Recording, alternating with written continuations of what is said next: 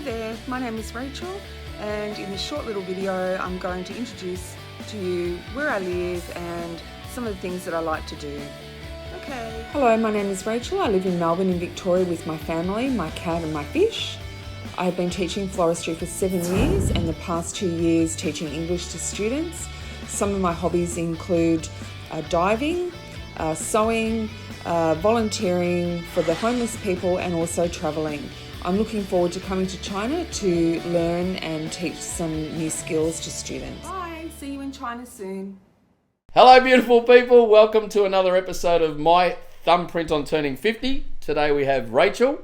Hello Rachael. Hello. Quick rundown on Rachael. Rachael has known Julie, my wife, or they were born 2 days apart in the same hospital. That's right. And they've known each other since 8 or 9. Really known each other? Yeah, probably about that. Yeah. 10. Yeah. So they've known each other forever. Rachel's been part of our family forever. And we thought we'd get Rachael on because she's got a great story to tell. Give us a quick rundown on your childhood. And then we'll move up to where we're at today. Okay, so my childhood, grew up in Springvale. Went to Keys Park Primary. It's no longer there. It's no longer there. And then ended up high school at Camorra, It's no longer there. where I met Julie. Hey! Well, actually, I met Julie at primary, Yep. but more so, I met Julie at high school. So, And you became good mates? well, we... Oh, just well, say we- yes we- for the well, sake we- of the interview. God's sake. Well, we did. We were friends outside of school. Yeah. We weren't necessarily friends in school because Julie hung around with, different people to people that I sort of like to hang around with. Okay. So different connections, I guess. So she hung around with... So we were friends. We were friends, good friends on the weekend. Oh, okay. Yeah. So you didn't really hang out at Weekend. school, but outside of school you did? Outside Okay, of that's school. cool. Yeah, so we're weekend friends. Okay, so you were with the cool crowd at school? I wouldn't say that. And Julie hung out with the losers. And that we won't be cutting. So... Maybe that comes down to Julie have to show you the brown tracksuit jumpsuit What? What? and yellow skin. Oh, I remember that. She's got a photo of her with a brown... What is it? Brown... brown. It'll come back. She's still got it. In case it comes back. It's a bib and brace and it's poo brown with wee yellow. Very 1970s. That was beyond that. She was before her time. It was shocking. She was before her time. Oh, that's how I fell in love with her. So, did you like school? I did like school up until high school. I think, it started getting a little bit challenging. So Work-wise or just the people? no, probably more home life was challenging. Oh, okay, yep. So, having to deal with things at home and then, trying to go to school and concentrate and So you all got of how that. many brothers? 2 brothers. Perfect, yep. Yep, 2 brothers, both younger. So I'd say I was probably an average, definitely an average student, but I could have tried a lot harder. I could have done a lot better. But you had other things going on in your life that made it harder, which is fair enough. Yeah. Cool. Yeah. So left school and started work? Left school, started work. When did you leave school? What So I year, actually, what? I left school in year 11 Yep. and I left school in year 9, went and worked, didn't like it, went back, and then stayed to year 11 and left school. And what job did you do that year? That year, so I was actually working, I can't think where I was working. So year 9, you'd be just 14, wouldn't you? Yeah, just 15. Yeah. 15. Yeah, 15. And how were your folks about you leaving school? I think they were happy. Oh, okay. Yeah, because I wasn't really doing too much at school. So you may as well go and work. Yeah, true. Yeah, And so...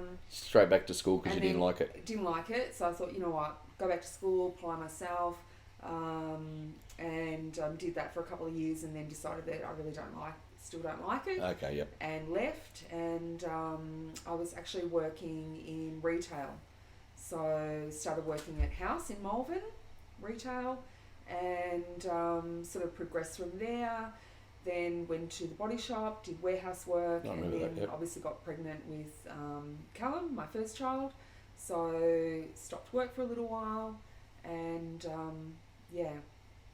before. Then the big fella come out. Before, yeah, exactly. So 6 foot. How big is Jay? Well, he was 5 years later.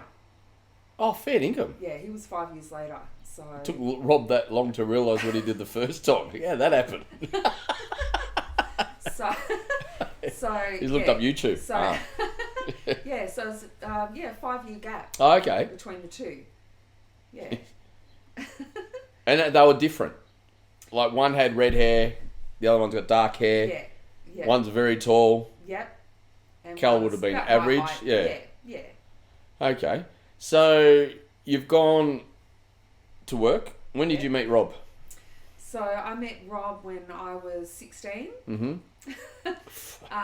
You did have a lot going on in your life. Yeah, so I was actually working part-time at Venture, that's no longer there. Actually, I think Julie was working at Venture as well. Can I just say, it seems a lot of schools that you go to and a lot of places you work are no longer there. No, that's right. What are you doing to the joint? I know, exactly. So I do think that, I do believe that Venture ended up being Target, or a form of like Target. Ah, okay, yeah. So did you work with Julie?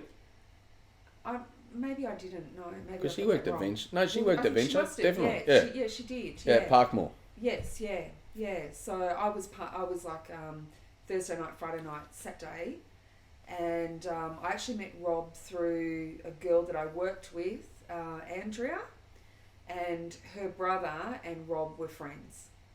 Okay. So that's how we kind of met. That's not a story Rob told me. He just said you stalked him. I think he Until he broke. I think he stalked me, actually. That's fact. So you get married? Yeah, so we moved out of home. Yep. Bought a unit in Frankston North. It was the worst street in Frankston. Didn't know at the time, but anyway, we were happy there. So from there we got married and stayed there. The plan was about 7 years. I think it was probably on about 6.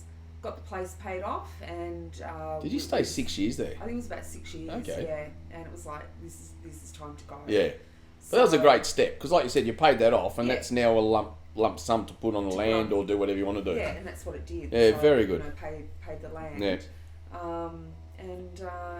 So you're still in that house. No, so we moved from there. No, but what the house that you bought from there? Yeah, so that house. So you went from Frankston? No, so Frankston to Berwick. Yep. And then from that house, we then sold, and then we're still in Berwick. So it was our second. Did you have 2 houses in Berwick? Yeah. Did you? Yeah. Oh. We had 2. I didn't know that. Yeah. Oh, I probably did. Yeah. Okay. So you're married, settle into your life, 2 kids. What happens? Where do you travel? You do a bit of travelling? We did do a lot of travelling. Yeah. So we did a lot of travelling when the kids were little. When we say little, sort of, 4, 5. Yep. We didn't travel really before then because it's just too hard with kids. So we'd go to, sort of family-friendly places, Yep. Fiji, Vanuatu, so mostly South Pacific, and that way, when we had enough of the kids, we can put them into See the ya. kids club. Yeah. But you did a bit of travelling with Rob's previous, or one of previous, like Yellow Pages. Yeah. You did a fair bit there. A lot of travelling. Yeah. So, he was there for about 17 years, I think. So, with work, we travelled to Africa, travelled to Paris, travelled to New York, travelled to South America. Shit, so you did a fair whack. So we did quite a lot of travelling. So, and the kids were pretty much on all of those trips, I think, except for the Paris trip. Yep. Yeah. So that's unreal. Yeah. So you're settling in, married life, kids. Where you're working? So just at the age of when the kids are at high school. So the kids are at high school. Where was I working? I can't think where I was working. Was it the body shop? So Because you were working there with your mum, weren't you? Yeah. So actually, so with Jay, I was working at the body shop. Anyway. Yeah, cut that out. Both the boys, are they take after you when it comes to school, or? As in not really engaged. Well, did they like it, or is it more of a social thing? Definitely social. Yep. I think, Jay's just finished year 12, so he's working. For him, it's more of a social thing. So most of the subjects that he's taken have been based around sporting activities. Yep. And although he does really well with, English and maths, it's more just, filling Social, the time. It's social, it's fun. Callum really struggled at school, so from literally, primary school through, he struggled. So, did he struggle because of the way they taught him? Because we all know there's 5 different ways of teaching kids, and the teachers are adamant this is the way it happens. But if you teach a child a different way, they could grasp a lot more. Absolutely, yeah. And that was his, because he wasn't silly. No, I mean, Callum's very street smart. Yep. It's like anything, when you're actually interested in a subject or you're interested in doing something, you always apply yourself. Yep. And I do think that, a lot of the time, because Callum struggled cognitive, he struggled remembering, so poor working memory, it's actually really difficult for someone to learn based on that, like a curriculum that's just set out for, to teach, 20 other kids in the classroom one particular style of learning. Yep. So I definitely think that, he would have done a lot better in a Steiner school, that type of, life skill learning environment. I think would have been better. So the way they do the Steiner school is literally catered to every child. Yeah, basically. Yeah. That's a brilliant school. We visited one down, when we bought the stay at the last Smuk thing. Mm. We stayed up in the past Eildon. Julie and I were just driving around and they had an open day and we popped our head in. That was brilliant. The way it's catered to each child is good. Yeah, absolutely. So it's not a generic thing. It's just like, this is the way you learn better, this is the way you learn better, and they go from there. Yeah. Like in every life, you have tragedies and sadness and things like that. With Callum, obviously, is a sadness. But with Callum, I don't know how much you want to speak about it, but with Callum, you started up a foundation, which is absolutely brilliant. And this is where I'll hand it to you. And as you talk, I'm going to be asking you questions that I don't know. Yep. And I'll nicely butt in. Okay. In 2015, so November 2015, we lost Callum. So it's been almost 4 years now. And, during that time, I've been thinking about, something to kind of give me a purpose, I guess, to continue on. Yep. And, I wanted to leave a legacy to Callum. And, as you know, not too many people really know or really understood Callum because, Callum was very complicated.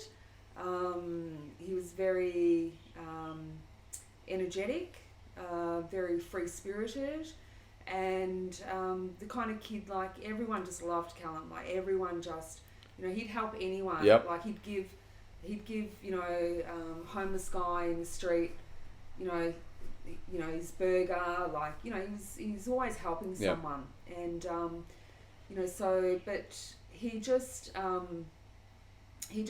struggled with, depression, mental illness. And was that picked up at an early age, or? Well, look, he was diagnosed at probably 6 or 7 in primary school with ADHD, and so we've seen lots of doctors, etc. Did a lot of testing through the school, so they do various testing. So his levels were low, so we knew that. So we had we had implemented, processes through to the primary school to sort of help him get through. And then, of course, then he got to high school and, being a, 14-year-old or, 13, 14-year-old, running on, hormones and change and with everything going on, really struggled to, I'm not having an aide in the classroom. Oh, okay. So a lot of the times he was disruptive. And generally when kids are disruptive, it's a reason why they're disruptive. Yep. And it was to avert really not having to do the work and not wanting to be there. So we actually decided that we'd pull him out of school. Did you have enough support at school? I don't think so personally. Yeah.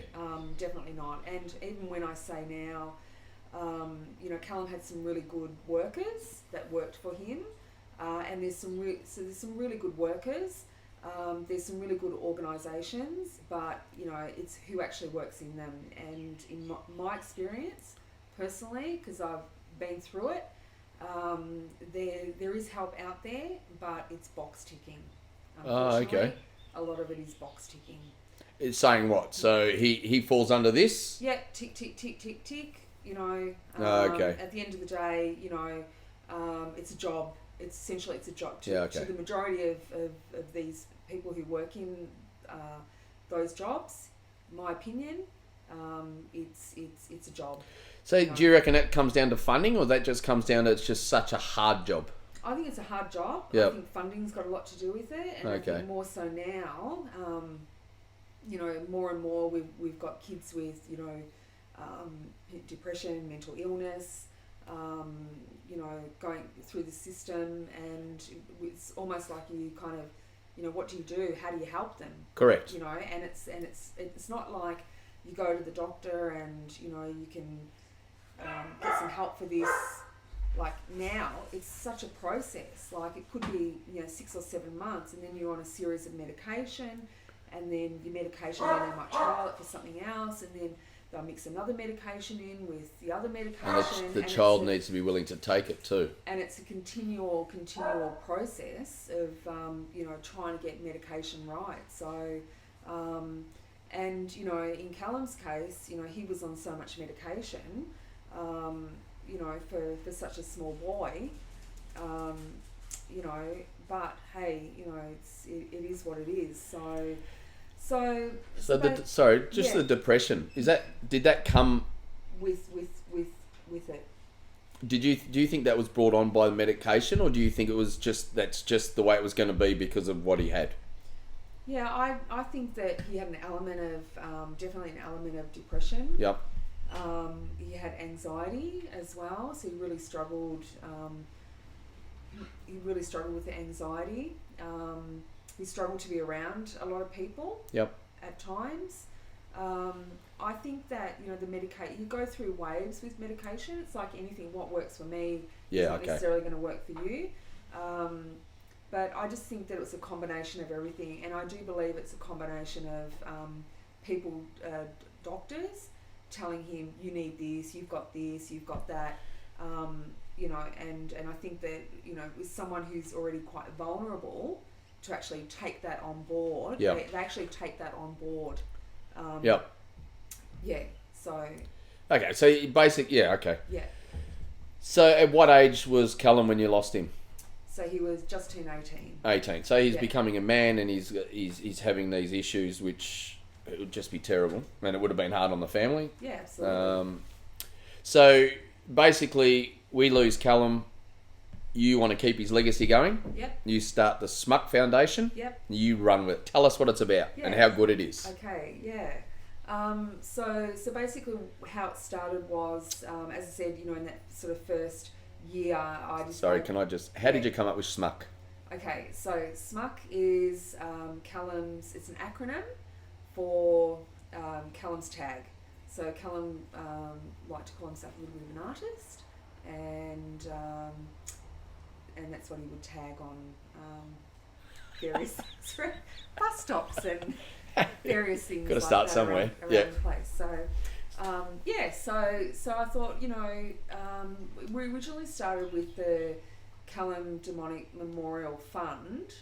However, after we sort of ran with that a year, because we started with RACV Community Foundation, and it was the Callum Demonic Memorial Fund. And unfortunately, after 6 months, they decided they weren't going to do sub-funds within the RACV anymore. Oh, okay. Foundation. So I was completely devastated because I'd actually been helping Callum save, and we'd almost saved $5,000 that he didn't know about. And so I topped that up, and then we actually put that money in. So we actually donated that $5,000, and into the RACV thing, Community Foundation. Although the recipient of that was my charity of choice, which was St Kilda PCYC. So that's sort of where that started, and then of course I got called in for a meeting. Was sorry, sub funds, are going, blah blah blah, and that's that. And I was devastated. I came home, I cried, and contemplated for a week. Started writing letters, like how can they do this kind of thing. So in the end, so that was funding that was pulled from you because they didn't have funding. No, so they just don't want to deal with sub funds. What do you, I don't know what you mean by that. So a sub fund is, it's like so the RACV is a community foundation. Yep. And then under that foundation, they have like people like myself who would then have a sub fund within that. So it could be for a memorial, it could be, some people do it for tax purposes. So you might donate, $5,000 every year to these guys, and then you get to nominate where that money goes. So you still have a certain amount of control over the money or where the money actually goes, but it's within their realm. So people put in for grants, and then you might have 30 recipients to choose from. So that kind of went flat, and then Rob said to me, this is actually the best thing that's happened. And at the time I'm like, oh, I don't think so, because I wanted the involvement, but I didn't actually want to essentially have all the dealings with the legalities. Yep.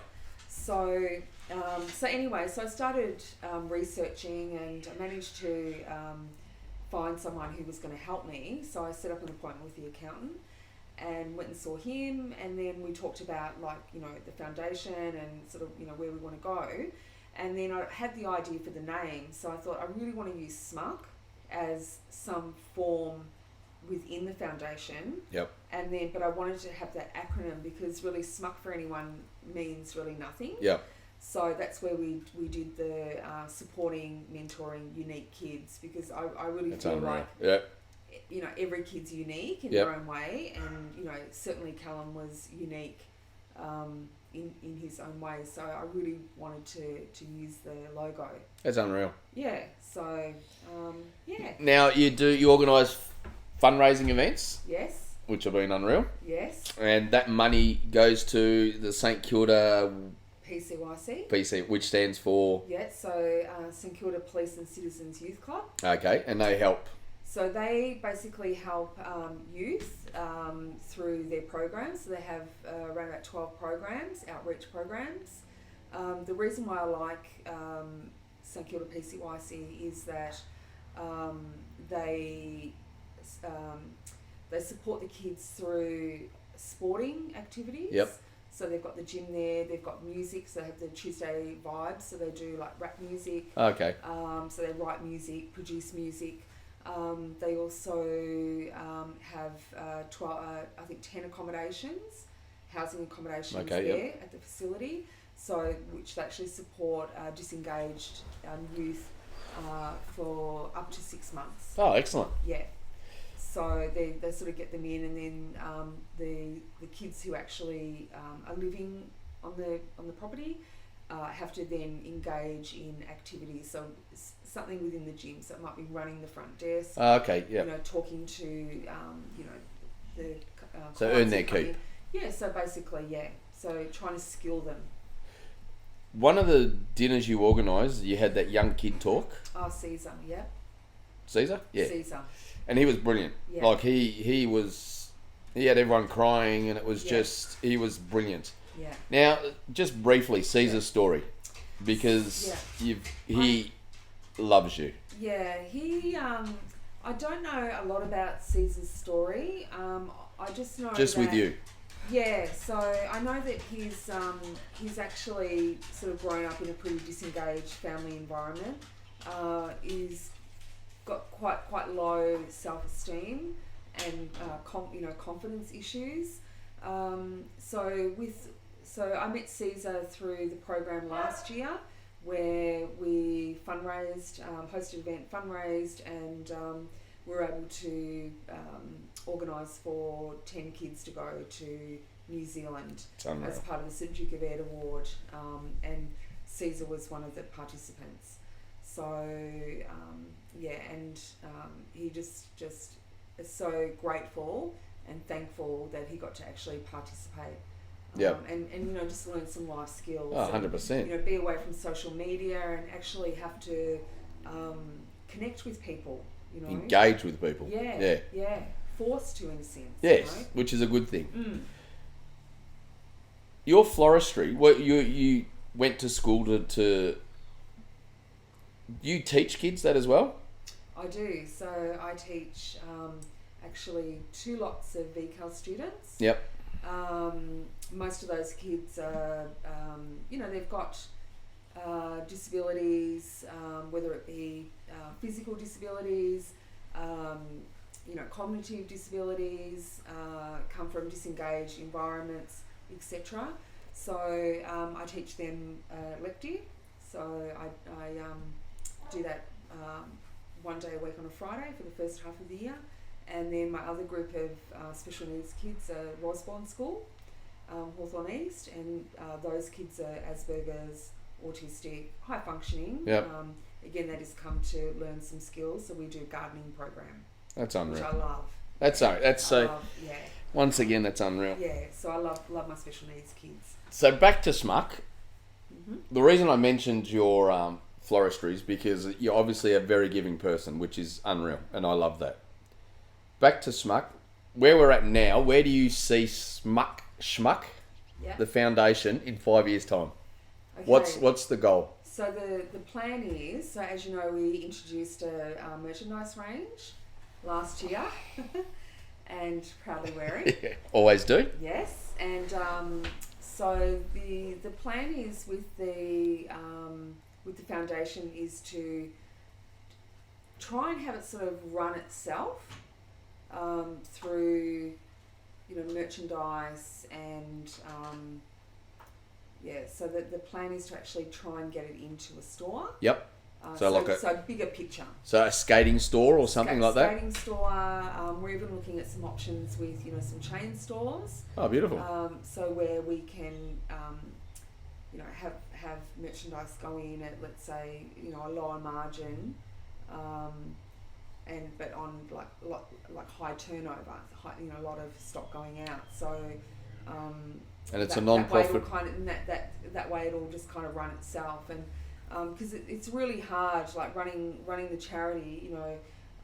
We've hosted 2 events, and we've raised roughly in the past 2 years running around about 25,000. Yeah. That is unreal. Yeah. So we've actually donated. We donated 10,600 for the first year for the St Duke of Ed, and then this year we donated 13,800 for the program that they're running this year, which will be a similar kind of program if it's not the St Duke of Ed. You proud of yourself?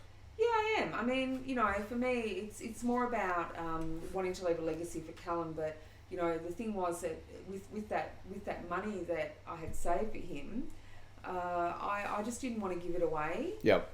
And because it's sort of meaningless to anyone else, and I'll never ever spend it. So, what am I going to do with it? Yeah. And that's where the idea came for the foundation, because, I wouldn't. I may as well throw that money in the bin, because I'd never spend it. For anything. Put it on red at the casino. Yeah, but I mean, No, I get it. I may as well. Yeah. And use it all. Do you know what I mean? Goods come of it, which is unreal. So that was the plan for that, and so ideally have the charity kind of run itself. Maybe run events every couple of years. Because it is draining. It's tiring. It's a whole year of planning. Yeah. A whole year of planning, and that's from getting donations, ticket sales. It's from the organising component. It's a whole year, and running around, picking things up, and Yeah, so it's huge.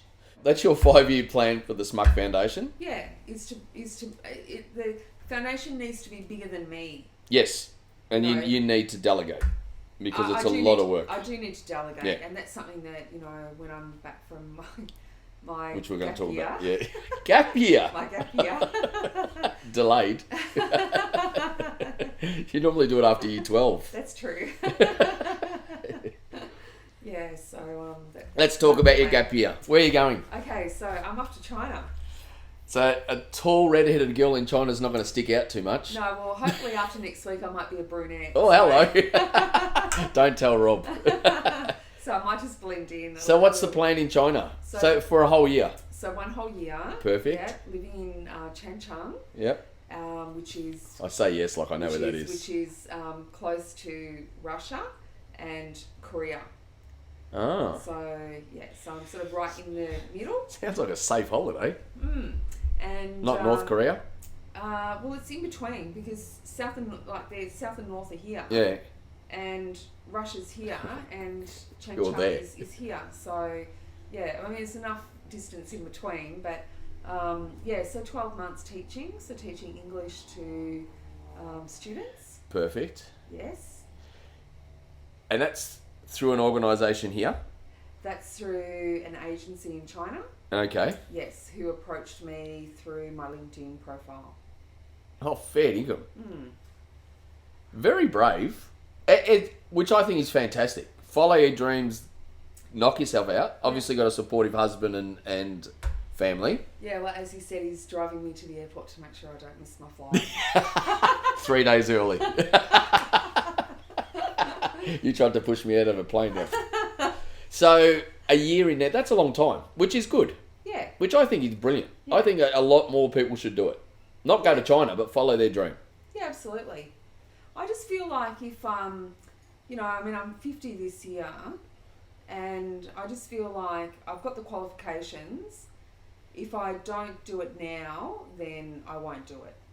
Cool. And because we continually have to study with my current job, it's kind of like it's that fork in the road. Well, do I go and do a diploma in this to maybe follow this career path this way, or do I do an advanced diploma so that I can maybe progress my skills and maybe follow this path. And I just decided, well, hey, I've got the qualification. I don't Just really need to do any more study. So, I'm just going to go for it. Well done. So what happens if you decide 6 months down the track you don't like it? Well, I'll be stuck there for another 6 months because I'm contracted. Okay, so it's definitely a year. Yeah, unless I'm a really, really bad teacher. We don't have to break you out, do we? Because I've watched a lot of movies, but I'm not going to China. So make your way to the border. So unless I'm a terribly bad, inappropriate teacher, and get kicked out in China, you'd have to be bad. Yeah, you'd have to be bad. Then I'll have to stay on. So that's brilliant. Yeah, that's good. But I'm hoping that I sort of have this. I'm trying not to have this glamorous perspective of it's all going to be really wonderful, because where I'm actually going, the temperatures we're in minus temperatures at the moment, so it's very cold. Obviously, I'm living in a small apartment with a lot of other people around me, which I'm not used to. So they set that up for you? Yep, so okay. That's all set up. So there's lots of things that I'm not used to. I mean, I won't be driving for a year, so I'll be catching public transport. I'll be doing a lot of walking. So it's going to be completely different, and just living on my own. Have you? Different. Is there a forum of people that have done it before that you could ask questions to, or? Yeah, there is. Yeah, okay. There is, yeah. Yeah, living on your own is going to be different, isn't it? Yeah, it certainly will be. No snoring. Well, you're going to stop snoring when you go to China. It's a miracle. Don't say that. Julie will ship me off to China. I don't have to put up with snoring. Oh, okay, gotcha. Yeah. Well, that's brilliant. That's very good. How does your mum feel about it? Because I know you and your mum are very close. She's not very happy about it. But she understands it? Yeah, she does. I mean, she's accepted the fact that, I'm going. And look, social media, you can be, anywhere in the world and literally you can FaceTime. Yeah, and, true. So it's like you're there. You're not physically there, but... So Rob will come and visit you? I think he will. Yeah, Yeah. he'll probably come over at least once. Just bring his washing. Hello, love. And can you cook us food? That's excellent. Cooking. That's really, really good. Very excited about the Yeah. Smuk thing. Very Yes. excited about you travelling to China. I think that's brilliant. And that's happening very soon. Very soon. I think you should be very proud of yourself, you and Rob. Thank you. I think you guys have done an excellent job. Done an outstanding job bringing up Jay. He's a legend of a boy, even though it's just the old neck strain looking up at him. Because he's what, 6? 6'4". Yeah. One of you have played up because neither of you are 6'4". Well, my grandfather was 6'4". Yeah. Yeah. But you've done very well with him. Done very well with the foundation. You should be very proud of yourselves. Yeah. Thank you. And I think we're done. I'll say it again. I think you guys did an unreal job. Thank you. I think it's fucking... I just couldn't ever imagine, and I reckon you guys are legends, even though I call Rob the Bible. He's very hard to read. You guys, and it's testament to you guys that even you still do things now to help people that have issues. So I reckon that's just unreal. So if you can input a round of applause, that'd be... So thank you for joining us. You're welcome. Thank you for being on our podcast. You're welcome. So your opinion, where could people find information to help them deal if they ever have to deal with that? And I'm talking about young kids. So some young kids might start feeling a bit anxious or think they might be getting depressed. How do they approach people like the YC? PCYC. I think it's important to have initially maybe a mentor, someone that you can have a chat to. So whether that be a brother or an uncle or a friend, just someone that you can connect with, and then maybe from there implement some ideas. But talking definitely to, there's Headspace for counselling. Obviously there's kids helpline. So it's nothing to be ashamed of. And this is what people have got to get over. It's normal. Oh, absolutely. At the end of the day, like for me personally, I've just gone off my antidepressants only because I've had to for China, because I don't want to, But I've been on antidepressants for 4 years, and it's nothing to be ashamed of. I'm not embarrassed, and I'll tell anyone. I've got no shame in saying that I need a little bit of help in coping. Yep. So definitely nothing to be ashamed of. 100%. There's too many people going through it for it to be abnormal. Yeah, absolutely. And I just think getting a good counsellor, I've been really lucky that I've had a really good counsellor through the Australian Bereavement Centre. So Bereavement? Okay. For my bereavement. And I think that it's really important to maybe find someone that you can talk to, and then work it from there. And also from the perspective of the foundation. Yep. We, as I said, we support St Kilda PCYC. So they have affiliations through Salvation Army, and then through Salvation Army, obviously they have workers for all the outreach programs and things like that. So there's people that you can connect through. Yep. It's just a matter of finding the right one. Now for you, and I've got no idea, for you to be able to approach these people, do you need to have had a history, or can you just go up and say, I'm Frank, I'm 16 and I've got... No, you don't need to have a history. Cool. So you don't have to have a case, the other casework or anything? The other organisation, I must say, you can put this one in. We will, because it's recording. Yeah, okay. Mind Australia, yep. Very good. If I can recommend one organisation, Mind. So MIND. Perfect. The Smuk Foundation will be on there as well, yep. Because and I've said this before and I'll say it again. Any money we make through merchandise that we make through this podcast is going to Smuk. Oh, okay. So, wow, cool. So hurry up and buy my t-shirts when they come out. Yeah, absolutely. So yeah. Thank you for joining me on my journey to turning 50. Thank you for joining us. If you'd like to continue to follow me, jump on my social media handles. Fucking hell, can't be that hard. Almost. I went to Crenny Tech. My social media handles. My social media handles. Just follow me on them. Thanks again, Rachel. You're welcome. And as they say in China, thank you again, Rachel. You're welcome. Wasn't that hard, was it? You did very hard. You did very well. Oh, thank you. Set. And cut. 3, 2. Fucking hell. I hate my job. 3, 2, 1. This is too hard. This is not helpful. Try to be serious.